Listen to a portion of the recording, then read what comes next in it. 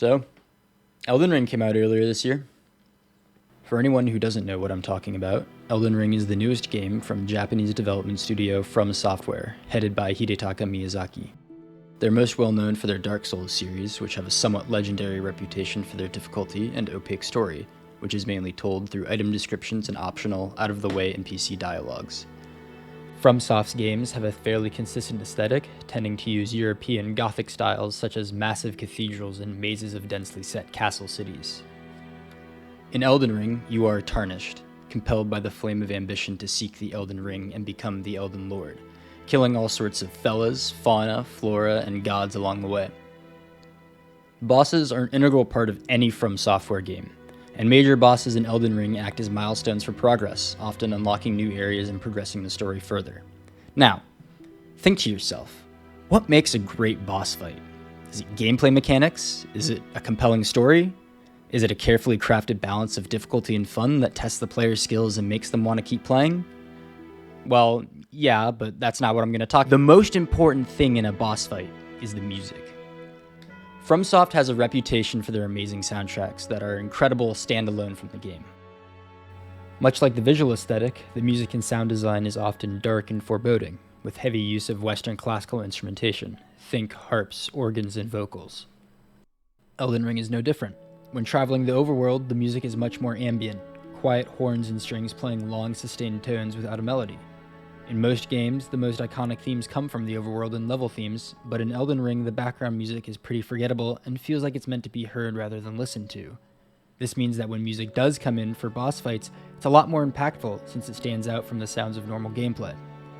Often, Souls games are at their greatest right as you walk into the boss arena and hear their theme for the first time.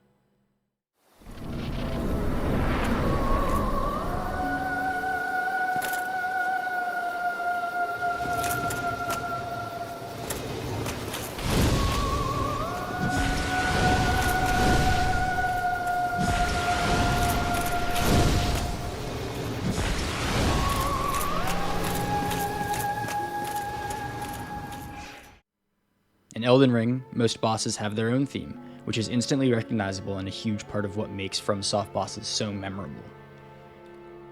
A boss that appears multiple times throughout the game is the Godskin Apostle and the Godskin Noble. The Godskin are an order in Elden Ring, essentially serving the god of death. Godskin wielded the heretical Black Flame magic, the only way to kill gods, and used it against them during the god hunts before being defeated by Malekith. Their theme accompanies them by using church bells and choir singing to embody the more religious aspect of the boss, while also using extremely low bass notes that provide a foreboding and ominous foundation that represents their true intentions.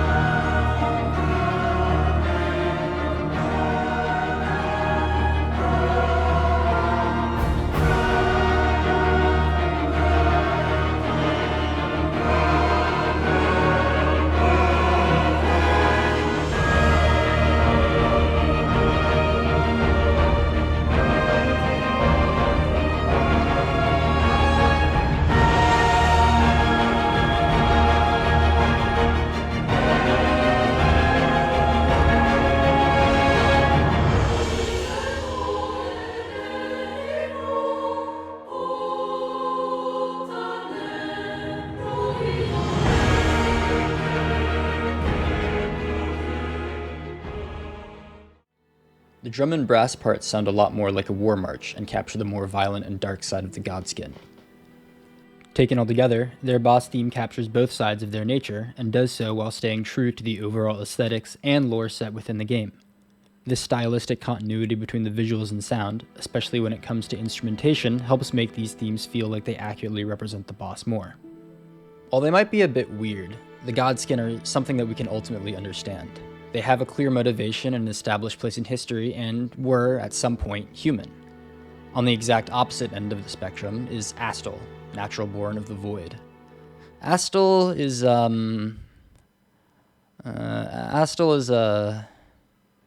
According to the remembrance you get after killing it, Astal is a malformed star born in the flightless void far away, once destroyed an eternal city and took away their sky, a falling star of ill omen. Despite being a more important boss in the overall lore, Astal's theme is far less intense than the Godskin. The voices in Astal's theme are separated out and sound more like tormented souls rather than the church choir we heard in the Godskin theme.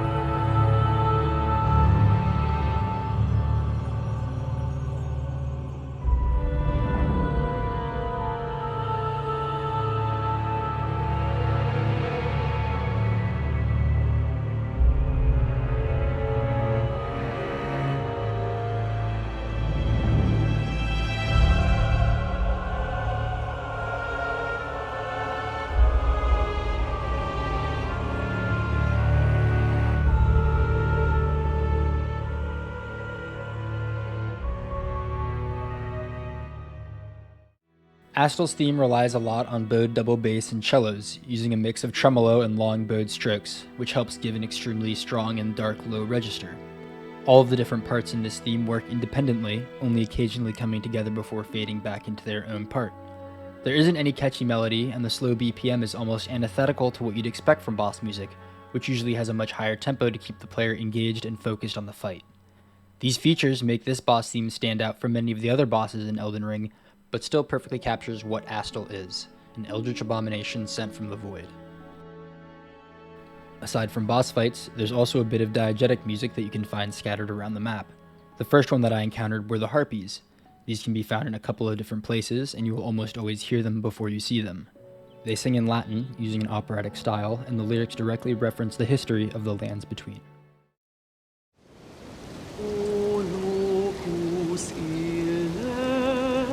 Beatus condum nunc diminuit, nos destinatem matribus nunc fiunt urbes, ploravimus lacrimavimusque, sed nemunus consolatur aureum cui irasce baris. O locus In a world mostly devoid of people and music, instances of diegetic audio like this can make the world feel inhabited with a rich history, especially when that history is being directly referenced within the music. Since all of the harpy instances are singing the same song, I take that to mean that this song is canon. What we're looking at is a piece that has significance since it exists within the game world. It was written and passed down by the characters. Another instance of diegetic music comes from a select few of the nomadic traders. Unlike about 90% of the living things in this game, the nomads are friendly merchants who buy and sell crafting materials. These merchants are nearly all identical and all carry the same long stringed instrument which looks similar to a Chinese erhu. The ones that do play all play the same slow lamenting melody.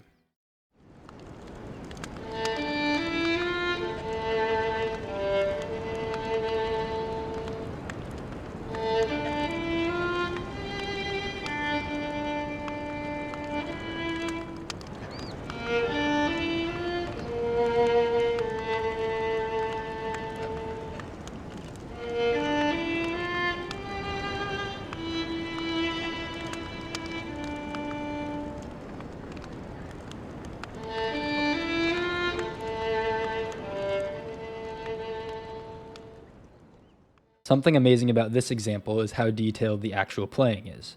Not only are the fingers moving, but they're actually moving in a way that makes sense in time with the music, and if you look close enough, you can even see him doing vibrato as well. Small details like this make the game feel more organic and real rather than something that was scored by someone in our world. Unlike the Song of the Harpy, which is meant to lure you into a false sense of security, The merchants tend to be around sites of grace where the player can rest. Hearing the merchant play while you take a break adds a lot to the atmosphere, but wouldn't be as effective if there was constant background music wherever you went. A large part of what makes the music in Elden Ring impactful is how it's used sparingly. The general silence of the overworld and overwhelming scale of the game make you feel small, and the boss themes are designed to make you feel even smaller. The music helps tell a story in a big way, whether it's the off-putting vocals in the background of Astel's theme or the Nomad's slow melody. Elden Ring's sound design successfully tells a compelling story without using a single word.